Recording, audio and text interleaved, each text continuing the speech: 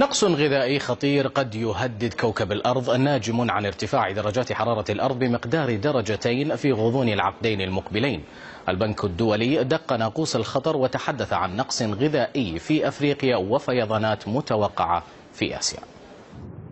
الكوارث الطبيعية واحتمال ارتفاع حرارة الكوكب درجتين مئويتين بحلول العام 2040 قد يتسبب بنقص غذائي وفيضانات وموجات حر غير مسبوقة وأعاصير أكثر عنفا وفقرا أوسع نطاقا. قائمة الضحايا ستشمل بلدانا في أفريقيا وجنوب شرق آسيا. سيناريو مخيف هو ذاك الذي قدمه البنك الدولي لما قد يحصل في السنوات العشرين المقبلة.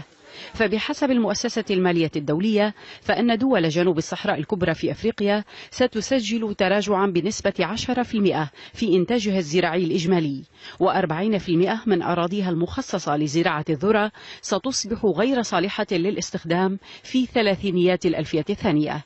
كما أن معدل السكان الذين يعانون من سوء التغذية قد يزيد من 25% إلى 90% تبعا للبلدان.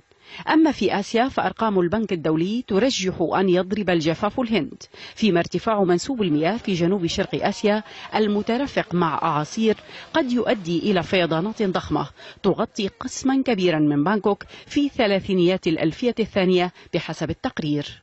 البنك الدولي طالب بإعطاء زخم جديد في الوقت الحالي للتعبئة السياسية حول المناخ وبضرورة استئصال ظاهرة الفقر بحلول العام 2030، بالإضافة إلى وقف تمويل مشاريع تنموية تتسبب بانبعاثات غازات ثاني أكسيد الكربون والتوجه نحو الطاقات المتجددة، مؤكدا أن حرارة الكوكب سترتفع 4 درجات مئوية بحلول العام 2080.